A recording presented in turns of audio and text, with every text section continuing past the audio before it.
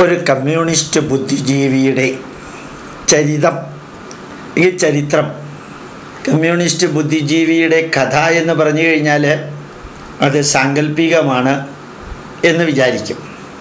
അതുകൊണ്ട് മാന്യ ശ്രോതാക്കൾക്ക് എനിക്ക് ഈ കമ്മ്യൂണിസ്റ്റ് ബുദ്ധിജീവിയെക്കുറിച്ച് വിവരിച്ച് തന്ന കാര്യങ്ങൾ വളരെ ഭംഗിയായിട്ട് അത് റെഫറൻസോട് കൂടിയാണ്.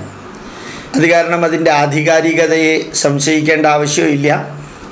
എന്നാലും ശ്രോതാക്കൾ ഇതൊക്കെ സത്യമാണോ എന്ന് സ്വയം ചിന്തിച്ച് വായിച്ച് അന്വേഷിച്ച് അറിയുന്നത് നല്ലതാണ്. എനിക്ക് അയച്ചു തന്നിരുന്ന ലേഖനം ഞാൻ അതേപോലെ വായിക്കുകയാണേ. ഓണത്തിന് കാളന് പകരം കാളയെ തിന്നാൽ എന്താ എന്ന് ചോദിച്ച മഹാനാണ് കമ്മ്യൂണിസ്റ്റ് ബുദ്ധിജീവിയായി നടിക്കുന്ന ഡോക്ടർ KEN കുഞ്ഞഹമ്മദ്. പ്ലാപ്പള്ളി പത്മനാഭൻ നായരോട് അദ്ദേഹം പറഞ്ഞൊരു വാക്കിന് എല്ലാ ബഹുമാനവും നിലനിർത്തിക്കൊണ്ട് കൊട്ടേഷനിൽ എനിക്ക് അയച്ചു തന്ന വ്യക്തി ഒരു വരി പറയുന്നുണ്ട്. ബുദ്ധിജീവികൾ വിഷസർപ്പങ്ങളാണെന്ന്. അത് ഈ രാഷ്ട്രത്തിന് എതിരെ, അതുപോലെ തന്നെ ധർമ്മത്തിനെതിരെ, ഈ സംസ്കാരത്തിനെതിരെ വിഷം വമിക്കുന്ന ഒരു വിഭാഗം തന്നെയാണ് ബുദ്ധിജീവികൾ. അതുകൊണ്ട് ബുദ്ധിജീവികൾ വിഷസർപ്പങ്ങളാണെന്ന് ആര് പറഞ്ഞാലും അത് 100% സത്യമാണ്.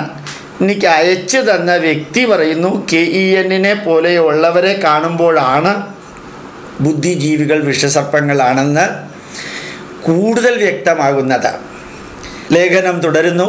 സരസ്വതി ദേവിയുടെ നഗ്ന ഫോട്ടോ വരച്ച MF ഹുസൈൻ ഹനുമാനെ വികലമായി ചിത്രീകരിച്ച സിനിമ പ്രദർശിപ്പിച്ച കമല് എന്ന കമാലുദ്ദീൻ, മലപ്പുറത്തെ മുസ്ലിങ്ങൾ ഒന്നിക്കണമെന്ന് പറഞ്ഞ പാലോളി മുഹമ്മദ് കുട്ടി, ലീഗിന് വീര്യം പോരെന്ന് പറഞ്ഞ് രാജിവെച്ച് അവസാനം സഖാവായി മാറിയ പഴയ സിമി പ്രവർത്തകൻ KT ജലീൽ, ഇവരൊക്കെ ഒരേ മൂശയിൽ വാർത്ത വ്യക്തികളാണ്.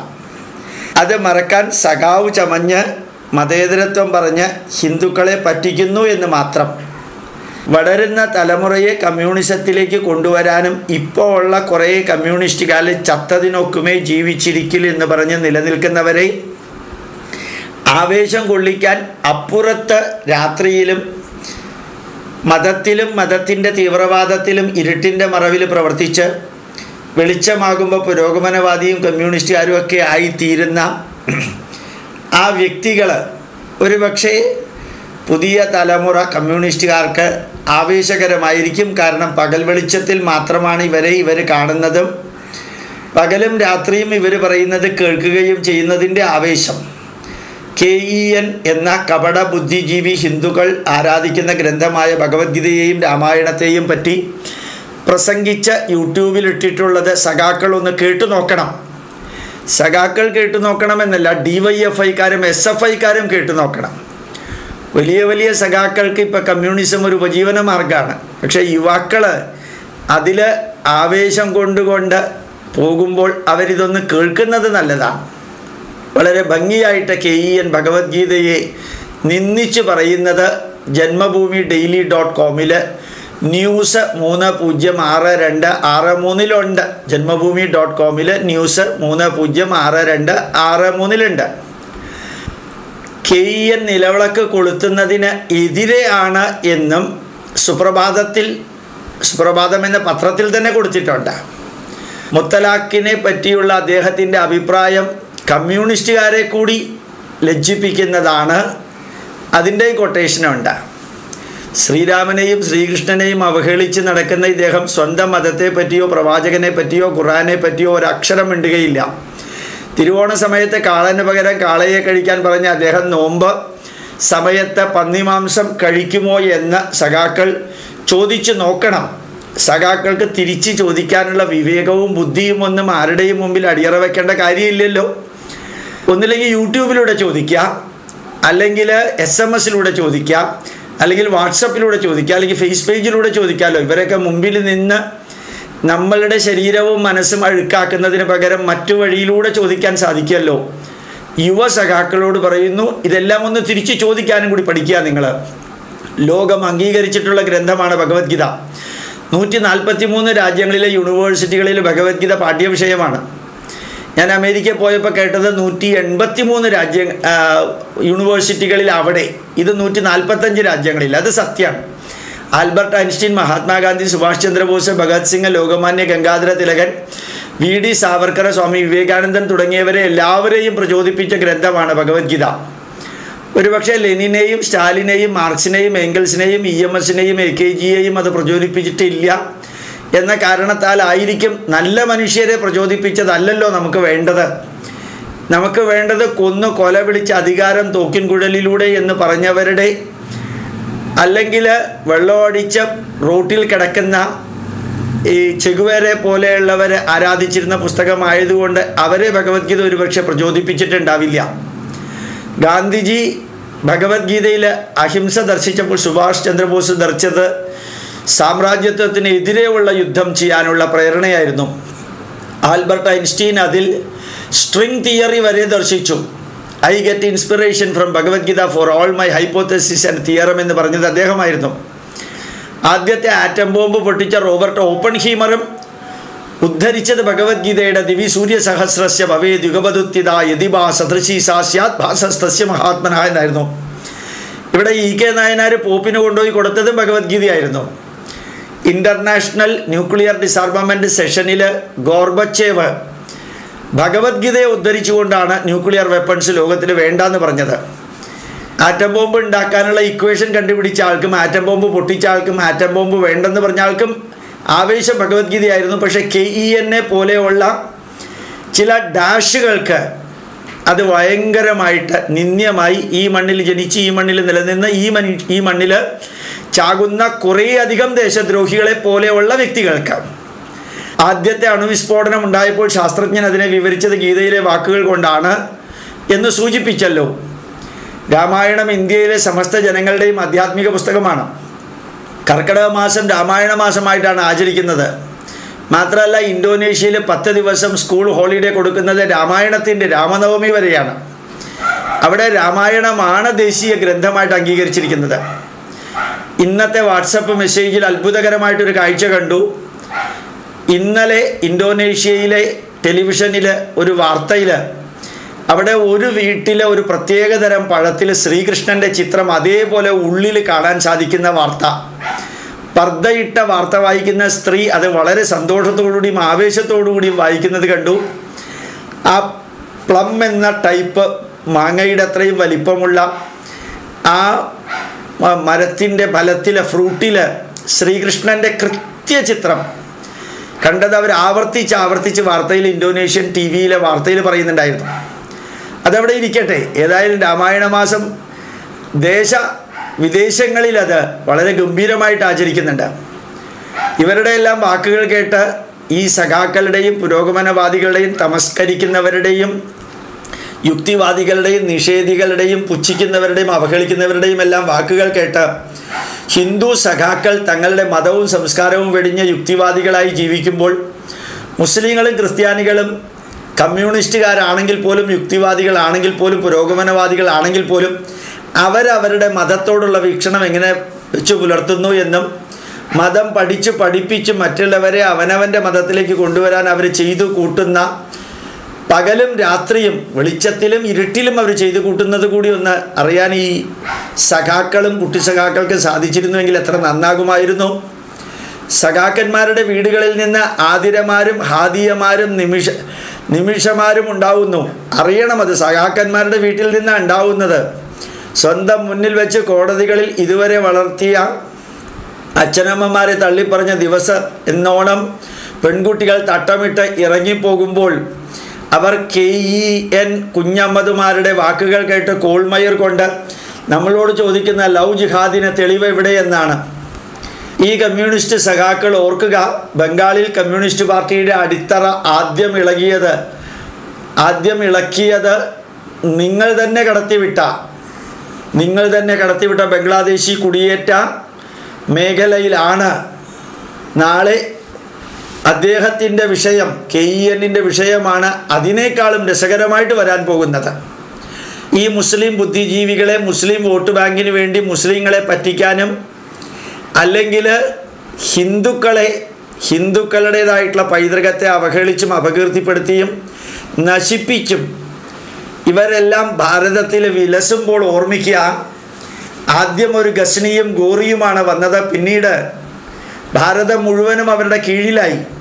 150 വർഷം ഈ ഗംഗാനദിയിൽ ഒരു ഹിന്ദു കുളിച്ചാൽ 150 ദിനാറ് പിഴ ഈടാക്കേണ്ടി വരിക, അല്ലെങ്കിൽ കഴുത്ത് പോകുന്ന കാലം ഉണ്ടായിരുന്നു.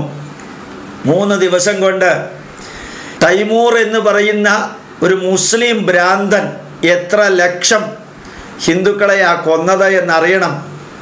ഒരു പുസ്തകം എഴുതിയിട്ടുണ്ട്, പൈതൃകത്തിൻ്റെ വേദനയും ഹിന്ദു അനുഭവിച്ച പുസ്തകവും ഹിന്ദു അനുഭവിച്ച ദുഃഖവും എന്ന് പറഞ്ഞ് ഞാനൊരു പുസ്തകം എഴുതിയിട്ടുണ്ട്. UGC അപ്രൂവ് ചെയ്ത ചരിത്ര പുസ്തകത്തിൽ നിന്നെടുത്തതാണ്.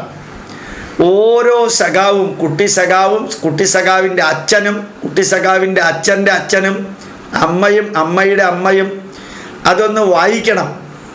എന്നിട്ട് ചിന്തിക്കണം, ക്രിസ്ത്യാനികൾ കുടിയേറിയ സ്ഥലത്ത് സംഭവിച്ചതെന്ത്, മുസ്ലിങ്ങൾ കുടിയേറിയ സ്ഥലത്ത് സംഭവിച്ചതെന്ത്, അവർക്ക് എങ്ങനെ ഹിന്ദുക്കളെ വിഘടിപ്പിച്ച് അവരവരുടെ സെമറ്റിക് മതം അവിടെ വിത്തുകൾ പോലെ വിതയ്ക്കാൻ സാധിച്ചു, കൊയ്യേണ്ടത് കൊയ്യാൻ അവർക്ക് സാധിച്ചു എന്നറിയണം. ഏതായാലും ഈ KEN-ൻ്റെ വലിയൊരു വിഷയം തന്നെ ഇന്ത്യൻ രാഷ്ട്രീയവും ഇടതുപക്ഷവും എന്നാണ്. ഭാരത രാഷ്ട്രീയം എന്ന അനന്തമായിട്ടുള്ള ചക്രവാളത്തിൽ ഇടതുപക്ഷം എന്ന കുഴിയാനയുടെ റോളിനെ കുറിച്ചിട്ടാണ് അദ്ദേഹം സംസാരിക്കാൻ പോകുന്നത്. ഇന്ത്യൻ രാഷ്ട്രീയത്തിൽ എന്തൊക്കെയാണ് കമ്മ്യൂണിസ്റ്റുകാർ ചെയ്തത്, അവർക്ക് എന്ത് സ്വാധീനമാണ് ഉള്ളത് എന്നുകൂടി ഒന്ന് അറിയണം. ഏതായാലും ഇറ്റലിക്കാരിയും മന്ദബുദ്ധിയുമായിട്ടുള്ള ഒരു വ്യക്തിയുടെ അമ്മയുമായ സോണിയാഗാന്ധിയുടെ വാലിൽ തൂങ്ങി രാജ്യസഭയിലേക്ക് കടക്കാൻ വേണ്ടി ശ്രമിച്ചുകൊണ്ടിരിക്കുന്ന വ്യക്തി, അവരറിയണം ഇന്ന് ഈ ഭാരതത്തിൽ എത്ര ശതമാനം വോട്ടുണ്ട്, എത്ര രാജ്യങ്ങൾ സംസ്ഥാനങ്ങൾ ഇവർ ഭരിക്കുന്നുണ്ട്, ഇന്നലത്തെ കമ്മ്യൂണിസവും ഇന്നത്തെ കമ്മ്യൂണിസവും നാളത്തെ കമ്മ്യൂണിസവും അറിയണം. കമ്മ്യൂണിസ്റ്റുകളുടെ പരിവാര സംഘടനകളുടെ എല്ലാം തലപ്പത്ത് മുസ്ലിങ്ങൾ ഇരിക്കുമ്പോൾ അവരൊക്കെ രാത്രി ഏത് പാർട്ടിയിലാണ്, പകൽ ഏത് പാർട്ടിയിലാണെന്ന് കൂടി അറിയുന്നത് വളർന്നു വരുന്ന സഖാക്കൾക്ക് അതൊരു പ്രചോദനമായിരിക്കുന്നു തോന്നുന്നു. ഏതായാലും 650 വർഷം വിദേശ മുസ്ലിങ്ങളുടെയും 255 വർഷം വിദേശ ക്രിസ്ത്യാനികളുടെയും കാൽച്ചുവട്ടിൽ അരഞ്ഞ് തകർന്ന് കണ്ണീരൊലിപ്പിച്ചിട്ടും ഹൈന്ദവ സംസ്കാരം നശിച്ചില്ല. ഇനി ഇവരിലൂടെ അത് നശിക്കുമെന്ന ധാരണ ആർക്കെങ്കിലും ഉണ്ടെങ്കിൽ ഒരു 2Gയും ഒരു 3Gയും ഒരു കൽക്കരിയും ഒരു ആദർശ് ഫ്ലാറ്റും ഒരു ഹെലികോപ്റ്ററും ഒരു ബോഫേഴ്സും ലക്ഷക്കണക്കിന് കോടികളുടെ അഴിമതി എന്ന നെഗറ്റീവാണ് ഒരു പക്ഷേ ഒരു പക്ക RSSകാരനെ ഇന്ത്യൻ പ്രധാനമന്ത്രിയാക്കിയത്. അതുപോലെ ഒരു പക്ക RSSകാരനെ ഉത്തർപ്രദേശിലെ മുഖ്യമന്ത്രിയാക്കിയത്, ഒരു പക്ക RSSകാരനെ ഇന്ത്യൻ പ്രസിഡൻ്റ് ആക്കിയത്, ഒരു പക്ക RSSകാരനെ ഇന്ത്യൻ വൈസ് പ്രസിഡൻ്റ് ആക്കാൻ പോകുന്നത്. ഒരു പക്ഷേ വെയിറ്റിംഗ് ലിസ്റ്റിൽ ഇന്ത്യയിലെ ചീഫ് ജസ്റ്റിസോ അതുപോലെയുള്ളവരുണ്ടോ എന്ന് എനിക്ക് അറിഞ്ഞുകൂടാ. ഏതായാലും ഒരു കാര്യം ഉറപ്പാണ്, ഈ രാഷ്ട്രം പകൽ വെളിച്ചത്തിൽ യുക്തിവാദിയും കമ്മ്യൂണിസ്റ്റുകാരും പുരോഗമനവാദികളും രാത്രി കാലങ്ങളിൽ പക്ക പള്ളിയിൽ പോയി അന്ത്യകൂദാശ നടത്തുന്ന ക്രിസ്ത്യാനിയും, അല്ലെങ്കിൽ പള്ളിയിൽ പോയിട്ട് NDFും ISISും, അല്ലെങ്കിൽ മുസ്ലിങ്ങളോട് സംഘടിക്കാൻ പറഞ്ഞ് രാത്രികാലങ്ങളിൽ നടക്കുന്ന സഖാക്കളുമെല്ലാം ചെയ്യുന്നതും പറയുന്നതുമെല്ലാം ബാക്കിയുള്ളവർക്ക് കുറേ അധികം ബോധം വന്നിട്ടുണ്ടെങ്കിലും കമ്മ്യൂണിസ്റ്റിലെ യുവതലമുറയ്ക്ക് ബോധം വന്നിട്ടില്ലെന്ന് തോന്നുന്നു. ഇപ്പോഴും വിദേശത്തുള്ള കൊലയാളികളെ ആരാധിക്കാൻ മാത്രം പഠിപ്പിച്ചവർ ഇപ്പോൾ വയ്ക്കുന്ന ഫ്ലക്സിൽ നാരായണ ഗുരുദേവനും വിവേകാനന്ദനും ചട്ടമ്പിസ്വാമികളും രമണ മഹർഷിയുടെയും മാതാ മൃദാനന്ദമയിയുടെയും ഒന്നും ഇല്ല. ഏതായാലും അതിനും കാരണം ഉണ്ടാവുമായിരിക്കാം. ഇനി അത് വേണ്ട, 2 വഞ്ചിയിൽ കാല് വയ്ക്കുന്നതായിട്ട് വിമർശകർ പറയുന്നത് കൊണ്ട് അത് ഒഴിവാക്കാം. വിദേശികളുടെ മാത്രം ചിത്രം വെച്ചാൽ അന്ന് ചെയ്തതും ഇന്ന് ചെയ്തതും ഒന്ന് തന്നെയാണെന്ന് ലോകം തിരിച്ചറിയുമല്ലോ. ഏതായാലും ആ വിദേശികൾ ജനിച്ച നാട്ടിൽ തന്നെ അവരുടെ കോൺക്രീറ്റ് പ്രതിമ പൊടിച്ച് റോഡ് ഉണ്ടാക്കാനായിട്ട് ഉപയോഗിച്ചു. ഏതായാലും ഈ നാട്ടിൽ അവരെ ഓർക്കുന്നുണ്ടെങ്കിലും ഇവിടുത്തെ മഹാകമ്മ്യൂണിസ്റ്റുകാരെ ഒരാളെയും ചൈനക്കാരും ഓർക്കുന്നില്ല, കമ്മ്യൂണിസ്റ്റുകാർ റഷ്യക്കാരും ഓർക്കുന്നില്ല, ക്യൂബക്കാരും ഓർക്കുന്നില്ല. ഏതാണ്ട് ഒരു അറേബ്യൻ കഥയിൽ ചൈനക്കാരിയെ കണ്ട ശ്രീനിവാസൻ ചോദിക്കുന്ന മാതിരി AKGയെക്കുറിച്ചും EMSനെ കുറിച്ചും ചൈനക്കാർ പൂവിട്ട് ആരാധിക്കുന്നുണ്ടോ എന്ന് ചോദിച്ച ചോദ്യം പോലെ ഇവരെന്തെങ്കിലും ചോദിക്കും.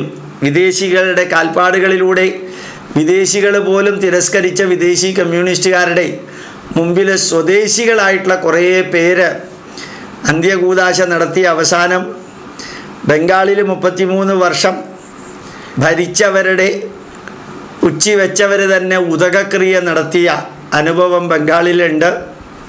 ഒരുപക്ഷെ ഇവിടെയും അതൊക്കെ തന്നെ ആയിരിക്കും. പിന്നെ കടക്കട പുറത്ത് എന്ന് പറയേണ്ടത് ആരെയാണ് വേണ്ടി വരിക എന്നുള്ള മാത്രം സംശയമുള്ളൂ. ഉള്ളിലുള്ളവരെയാണോ പുറത്തുള്ളവരെയാണോ എന്ന് മാത്രമേ ഉള്ളൂ സംശയം എന്ന് കൂടി ഓർമ്മിപ്പിക്കുന്നു. ഈ ലേഖനം KENനെ കുറിച്ചുള്ള ലേഖനം നന്നായി, അതുകൊണ്ട് ഞാനിത് ബാക്കിയുള്ളവർക്ക് കൂടി അറിയാൻ പ്രയോജനപ്പെടട്ടെ എന്ന് വിചാരിച്ചിട്ടാണ് യൂട്യൂബിലേക്ക് ഓഡിയോ ആയിട്ട് അപ്ലോഡ് ചെയ്യുന്നത്. പ്രണാമം, നമസ്കാരം.